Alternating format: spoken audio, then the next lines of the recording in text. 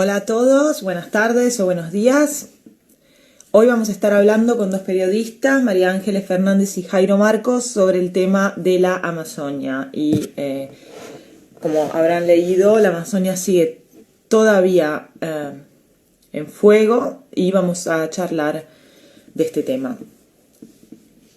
Apenas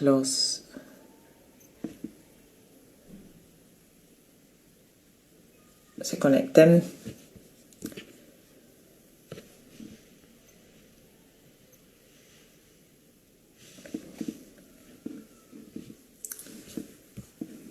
Bueno, el tema es de bastante actualidad porque, como bien sabe, la Amazonia sigue en fuego entre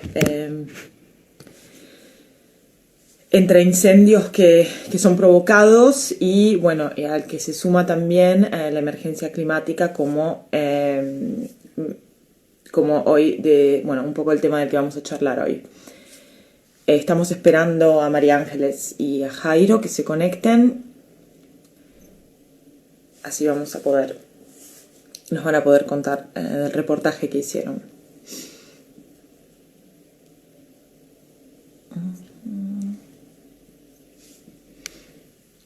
Para los que se están recién conectando, repito otra vez, hoy estamos hablando con María Ángeles Fernández y Jairo Marcos sobre el tema de la Amazonia. Hicieron un muy buen reportaje que vamos a compartir en nuestras redes sociales para que puedan ver que es muy actual en este momento, porque como saben,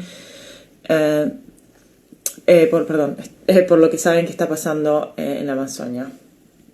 Los invito también a seguir nuestra página porque estamos comunicando sobre el tema.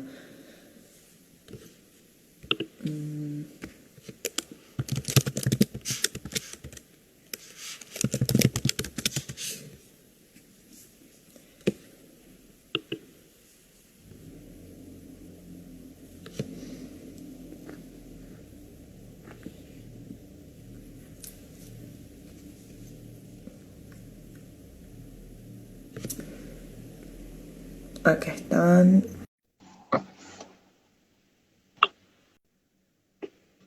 A ver si va.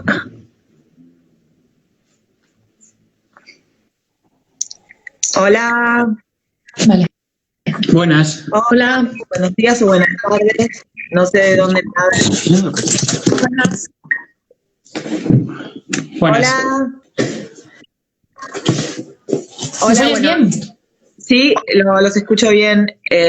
Repito para los que recién se conectan.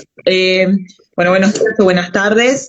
Estamos acá con María Ángeles Fernández y Jairo Marcos, que son dos periodistas y que acaban de publicar un artículo muy bueno sobre la Amazonia y vamos a hablar un poco de este tema. No sé si se quieren presentar ustedes, María Ángeles y Jairo. No sé si me escuchan. Bueno, sí, te escuchamos. Sí. Con un poco de retardo, pero todo bien. Okay. Antes de nada, un placer compartir el espacio contigo, Fiore, y agradecer a Survival, que se hayan fijado en nuestro trabajo, ¿no? Y que penséis que es un trabajo interesante para hablar un poco y para tener este espacio de compartir. Así que muchas gracias. Un placer estar ahí con vosotras. Bueno, muchísimas gracias a ustedes. El tema justo, la verdad que es muy actual para nosotros por la cuestión de los incendios, como saben. Les quería preguntar, ¿qué es lo que pasa en la Amazonia? Es una pregunta enorme, pero que nos cuenten un poco lo que contaron en el reportaje, que está muy bueno y que, como repito, otra vez vamos a compartir en nuestras redes. Gracias. Vale.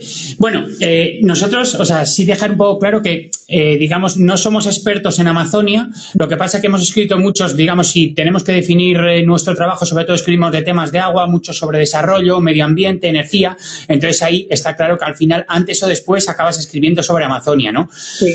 En este caso, el reto que teníamos era, la Amazonia en 2019, justo el año pasado, se puso de moda, entre comillas, por toda la oleada de incendios.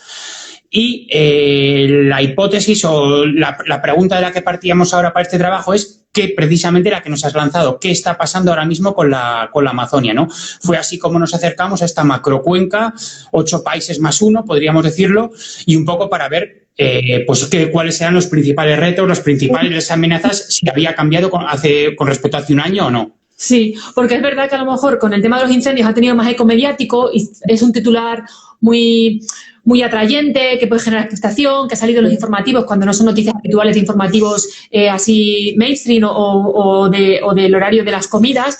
Pero claro, nos estamos quedando con una foto mínima de todos los problemas que tiene la Amazonía o todas las cosas que están pasando ahí, ¿no? Entonces los incendios es uno de los muchos problemas que tiene la Amazonia y que nosotros en el reportaje hemos nombrado así, que son las concesiones mineras que llevan años esquilmando este territorio, las hidroeléctricas o las grandes represas, que también llevan como 10 años cada vez con más proyectos de hidroeléctricas, tanto en Brasil como en Bolivia principalmente. Las carreteras, hay muchos proyectos de carreteras para unir territorios y que también son devastadores de la zona, y la agricultura intensiva, ¿no? Exacto. Y los macroincendios están ligados a todo esto, es decir, es una cosa más, pero hay muchos otros problemas, estructuras que se unen y que convergen para ir poco a poco deteriorando esa reserva. Sí, ustedes nombran también a la emergencia climática. ¿Cómo se mete este tema también? ¿Cómo se agrega esto a todo lo demás?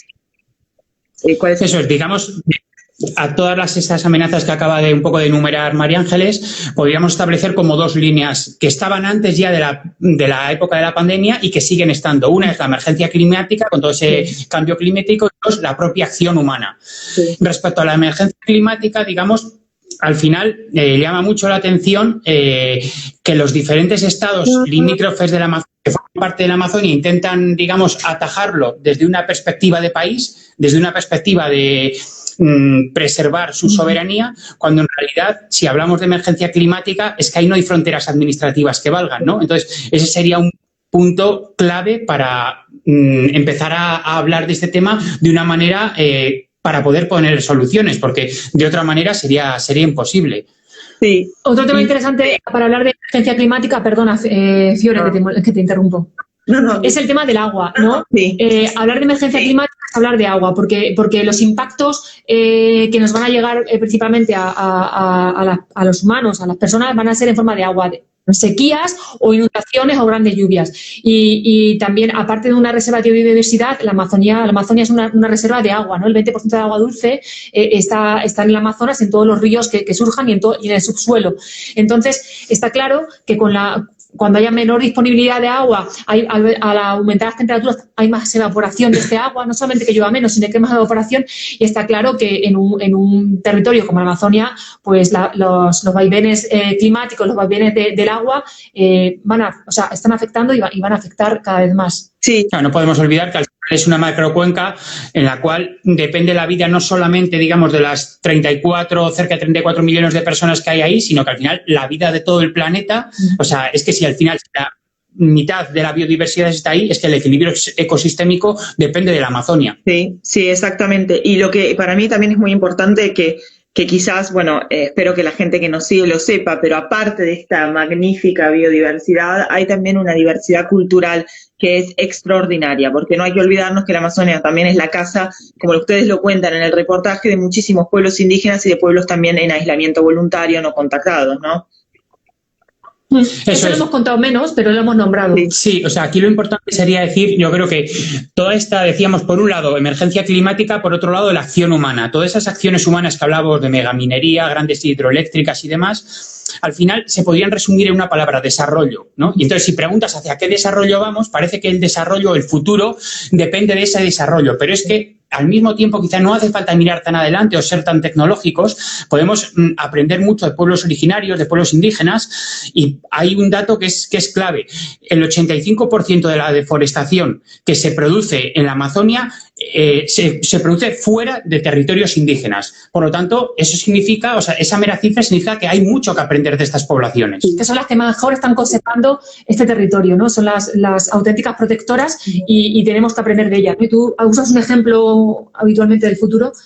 para mirar atrás, que me parece... Sí, o sea, digamos que sería que a veces para avanzar no hay que mirar tanto hacia adelante, hacia ese futuro, parece desarrollista, sino que a veces lo tenemos con nosotros, incluso lo que consideramos de mala manera el pasado, ¿no? Parece que esos pueblos originarios están anclados en el pasado, se los considera como menos, no desarrollados, subdesarrollados. Bueno, todo ese imaginario habría que tratar de deconstruirlo y ver cómo al final es que somos contemporáneos y que ellos también pueden aportar soluciones y las aportan. Sí, ¿no? Como que esta lógica de mirar hacia atrás, aunque sea errónea, es donde lo que nos va a salvar, ¿no? Que no hay una tracción adelante, pero bueno, lo que pensamos que es mirar atrás es igual lo que nos va a salvar de cara al futuro, ¿no? Sí, exactamente. Lo que pasa es que lo que parece que el que está pasando es lo contrario, porque con la elección, bueno, en realidad no es solo Bolsonaro, obviamente. Bolsonaro es solamente el símbolo de todo lo que funciona mal.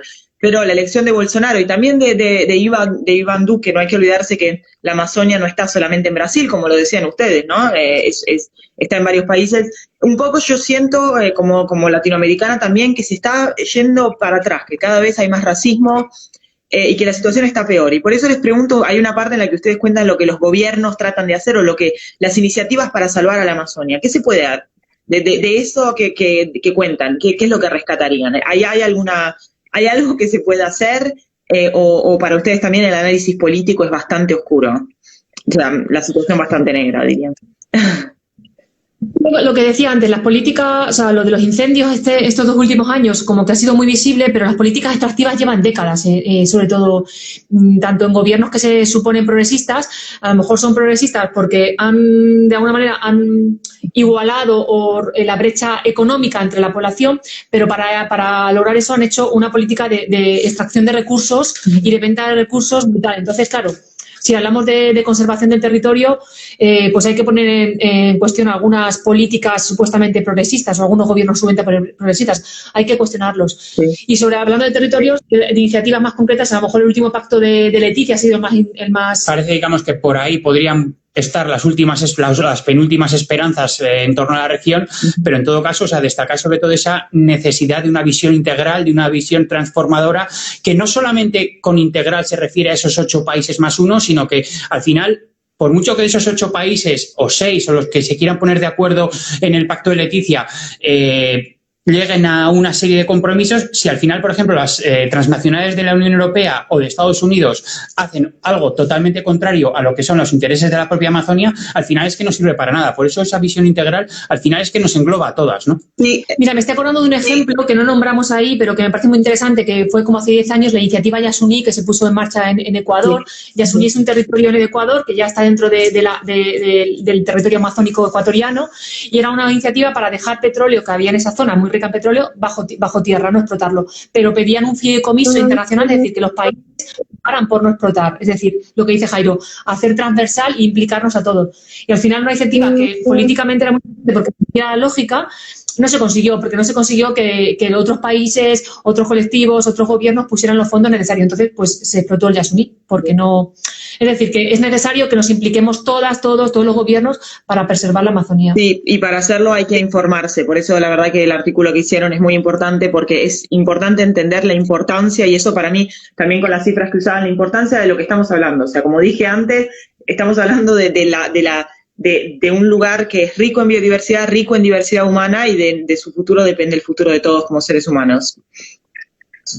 Bueno, no sé si tienen algo para agregar. Hay una idea que me parece interesante, como esto que también señalaba Jairo, de cada país como que preserva su soberanía, y yo quiero lanzar la pregunta de quién preserva la soberanía de la Amazonía, ¿no? ¿Quién piensa en dónde está la soberanía de la naturaleza, de la Amazonía? ¿Dónde está? Creo que ahí también es una pregunta que lanzamos así para, pues para reflexionar. Sí, es muy importante. Y como conclusión, la verdad que está bárbaro.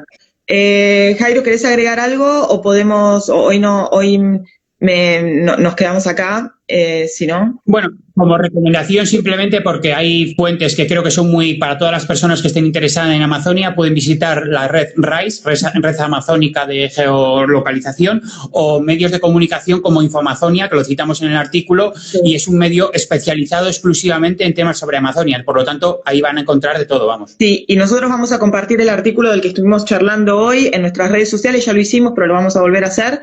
Así que, bueno, muchísimas gracias por su tiempo y por haber escrito ese importante artículo, y gracias a todos y a todas los que nos están mirando. A vosotras. Gracias, Muchas gracias. Chao. Chao, un placer. Chao.